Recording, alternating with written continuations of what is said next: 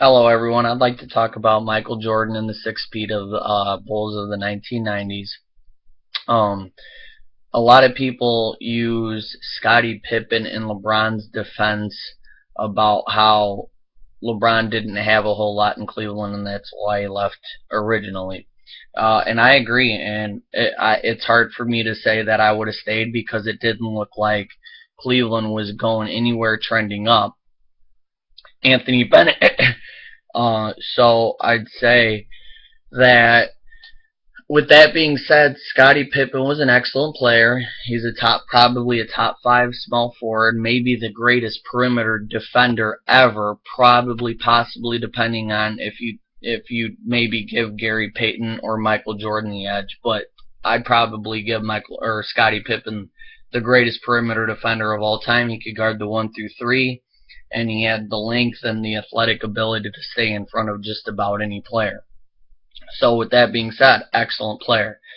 But to use him against Michael Jordan is kind of it isn't really a great thing because on those six championship rings, everyone knew that Michael Jordan was the most valuable player of the Bulls, the best player in the league, and he won six championship MVPs, meaning he was the most important player in the most important series. He took all the greatest clutch shots, and the last time I checked, nobody has ever done it.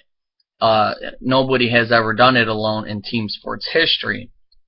So I don't see why anybody would use that argument to begin with. It's obviously not true that anyone has ever done it. With that being said, you still give the most credit to the most valuable player, the best player in each team.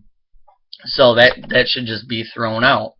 So Michael Jordan is the greatest player of all time. He maximized his skill level.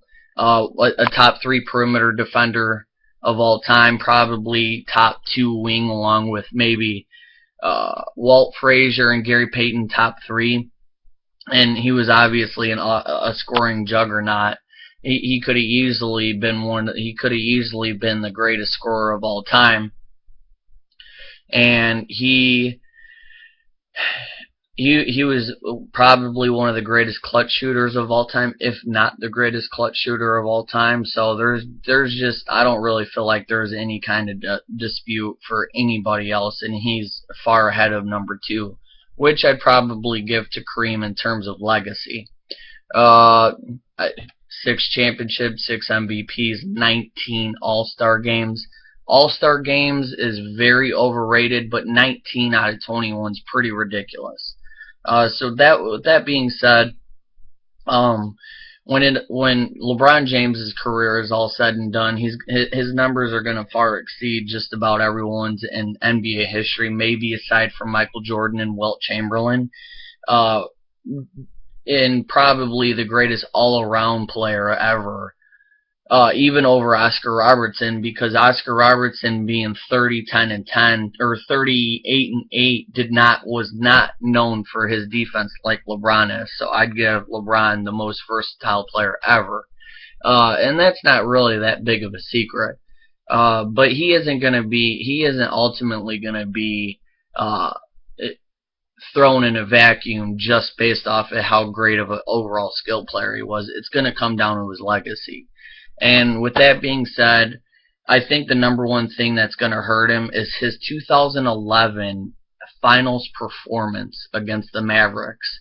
He showed up big. I'm a LeBron fan, but there is no way when it's all said and done that we will not be able to hold that against him.